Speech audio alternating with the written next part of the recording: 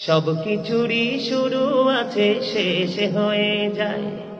শ্রাবণ এসে ঝরে ঝরে সেও ফিরে যায়।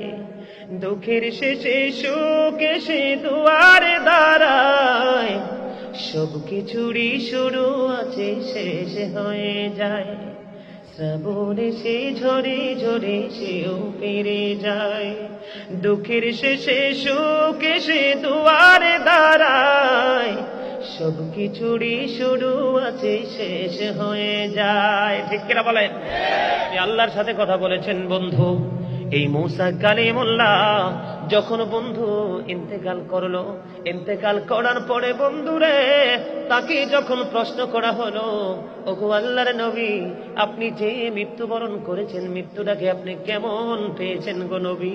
এবার মূসা কালিমুল্লাহ একটা ডাক দিয়ে বলল, আমার মরণটা কি আমার কাছে এমন মনে হয়েছে রে, আমার মরণ আমার কাছে এমন মনে হয়েছে, জীবিত একটা চড়ুই পাখিকে উত্তপ্ত তেলের কড়াইয়ের মধ্যে ছেড়ে দিলে চড়ুই পাখিটার যেমন মনে হয় রে, আমি মূসার কাছে আমার মরণটা তেমন মনে হয়েছে। জোরে জোরে আল্লাহু আকবার। আপনারা কি আমার কথা বুঝতে পেরেছেন? বন্ধু, আমরা তো শহরে থাকি, আপনারা শহরে থাকেন, ঠিক কিনা বলেন? চতুর্দিকে বন্ধু কোলাহল পরিবেশ, যদি চতুর্দিকে লাল নীল রং ডিজাইনেবল পরিবেশ, অন্ধকার দেখার কোনো সুযোগ নাই। আপনাদের বাড়ির আঙ্গিনায় রাস্তার পাশে বন্ধু ছোট ছোট দোকানের মধ্যে সিঙ্গারা পুরি ভাজে কি ভাজে না? কথা বলেন না কেন? মোগলাই পরোটা ভাজে কি ভাজে না? তেল কি কম থাকে না বেশি থাকে? রে দক্ষিণ চর্তা থিরা পুকুর পাড়ের মানুষ, আমার ভাই আমার বাবারা, আমার মা আমার বোনেরা, সবাইকে বলছি গো, শক্ত হইও না, হৃদয় জানালা খুলে তোমরা সবাই শোনো। মূসা কালিমুল্লাহ আল্লাহ রাব্বুল আলামিনের কাছ থেকে লক্ষ্যপ্রাপ্ত একজন নবী, 8 জনের মধ্যে তিনি হলেন অন্যতম একজন লক্ষ্যপ্রাপ্ত নবী, যিনি আল্লাহর সঙ্গে বন্ধু কথা বলার মতো ক্ষমতা যার ছিল।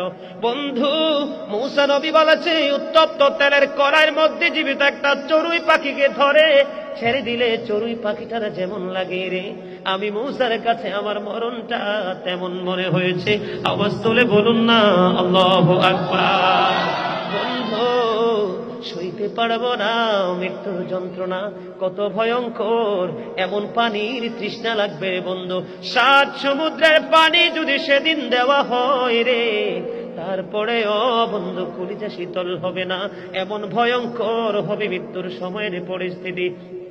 মূসা নবী বলতেছেন, সে মরতেও পারে না যে শান্তি পাবে, উড়েও যাইতে পারে না যে রেহাই পাবে রে।